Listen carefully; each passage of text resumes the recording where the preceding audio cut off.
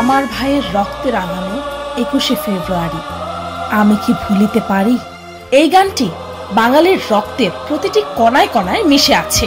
কিন্তু আপনারা কি অবাক হননি এই দেখে যে আফ্রিকান মানুষেরা কি করে আর কেনই বা বাংলা ভাষায় এই গানটি গাইছে? এই ভিডিওটি দেখে আমিও অত্যন্ত অবাক হয়েছিলাম। আর আপনি জেনে ততটাই অবাক হবেন যে আফ্রিকান এই মানুষদের দ্বিতীয় ভাষা বাংলা। হ্যাঁ, আপনি একদম ঠিক শুনেছেন। এই দেশটির নাম সিয়েরা লিওন, আর এই দেশটি তাদের মাতৃভাষার পরই বাংলা ভাষাকে স্থান দিয়েছে। আর এমনটা জন্মগতভাবে নয়, বরং বাংলা ভাষা ও বাঙালিদের প্রতি সম্মান ও ভালোবাসা ব্যক্ত করার জন্য তাদের এমন সিদ্ধান্ত। কি জানতে ইচ্ছে করছে যে কি কারণে সিয়েরা লিওনের মানুষ আমাদের মাতৃভাষায় কথা বলে? তো চলুন পিনিক ভাইয়ের আজকের পর্বে জানা যাক আফ্রিকার শান্তিপ্রিয় দেশ সিয়েরা লিওন সম্পর্কে কিছু অদ্ভুত ও মজার তথ্য।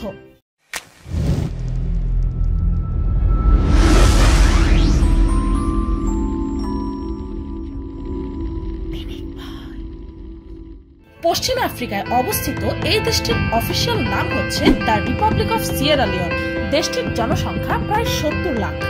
এই সিয়েরা লিওনে প্রায় 16টি জাতিগোষ্ঠী বসবাস করে, যাদের প্রত্যেকের রয়েছে আলাদা ভাষা ও রীতিনীতি। এদেশের অর্থনীতির প্রথম সোর্স হচ্ছে হীরা উৎপাদন। তাছাড়াও টাইটেনিয়াম, বক্সাইট, সোনা ও রোটাইলের বিশেষ পরিমাণ খনিও রয়েছে এই দেশে। এত প্রাকৃতিক সম্পদ থাকার পরও এদেশের 70% মানুষ দরিদ্র সীমার নিচে বসবাস করত। এই দেশটি এমন এক দেশ যেখানে মুসলিম, খ্রিস্টান ও আদিবাসী ধর্মের মানুষ বিশ্বাসী। কিন্তু অন্যান্য দেশের বিপরীত সেই দেশে এক ধর্মের মানুষ অন্য ধর্মকেও সম্মানের দৃষ্টিতে দেখে। আর তাই সিয়েরা লিওনের ধর্মীয় সহিংসতা খুবই বিরল। 1961 সালে ইউনাইটেড কিংডমের কাছ থেকে এই দেশটি স্বাধীনতা লাভ করে। কিন্তু স্বাধীনতার 30 বছর পর 1991 সালে দেশটিতে দুর্নীতি ও সেই দেশের সম্পদ নষ্ট করে ফেলার কারণে এই দেশে গৃহযুদ্ধ শুরু হয়। আর এই ভয়ঙ্কর যুদ্ধ চলে 2002 সাল পর্যন্ত। ভাবতে পারছেন? এই ধ্বংসাত্মক যুদ্ধে 50,000-এরও বেশি মানুষ প্রাণ হারায়, আর প্রায় 20 লাখ মানুষ অন্যান্য দেশে শরণার্থী হয়ে চলে যায়। আর এই মর্মান্তিক গৃহযুদ্ধ থামানোর জন্য হস্তক্ষেপ করতে হয় জাতিসংঘকে। আর জাতিসংঘের প্রতিনিধি হিসাবে সিয়েরা লিওনে প্রায় 53,000 বাংলাদেশি সৈনিক সেখানে যায়। ধীরে ধীরে বাংলাদেশ থেকে আরো সেনা সিয়েরা লিওনে যান। আর সেই যুদ্ধ চলাকালীন সময় বাংলাদেশের সৈনিকদের কঠোর প্রচেষ্টার পর অবশেষে 2005 সালে সেই দেশে শান্তি প্রতিষ্ঠা হয়। বাংলাদেশ সৈন্যদল নিজেদের নিয়মিত সামরিক কর্মকাণ্ডের পাশাপাশি দেশটির সমস্যাগ্রস্ত মানুষদেরকে স্বাভাবিক জীবনযাত্রায় ফিরিয়ে আনার জন্য আপ্রাণ চেষ্টা ও সেবা দিয়ে যায়। আর এ সময় যোগাযোগের মাধ্যমে সৈন্যরা ইংরেজি ভাষার পাশাপাশি বাংলা ভাষাও কথা বলতে থাকে।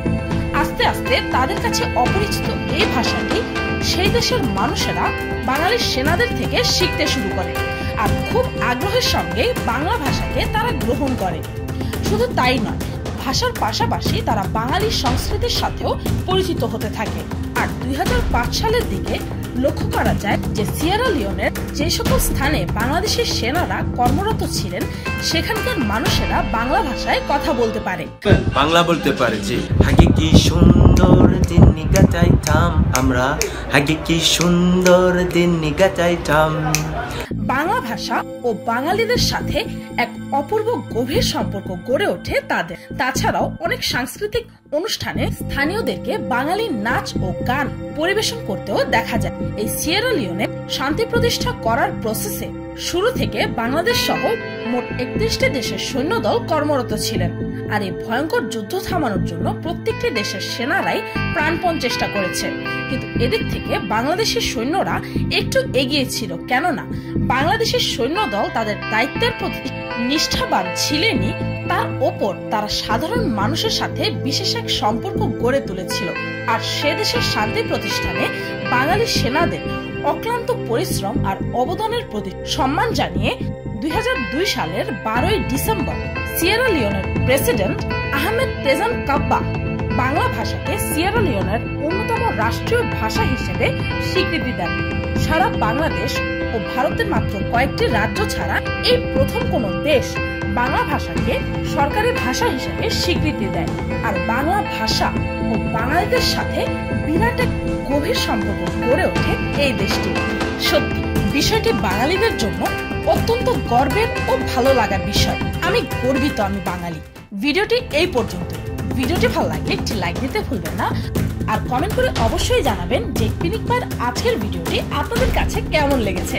আর আমার চ্যানেলটিকে সাবস্ক্রাইব করুন প্রতিদিন এমন সব অদ্ভুত ও মজার সব ভিডিও দেখতে। আজকের মতো পর্যন্তই, দেখা হচ্ছে পরের ভিডিওতে। মাত্র একটা কথা আছে, বাংলা যা পড়ে আপনারকে পুরা বাংলা আমার সালাম দিয়ে।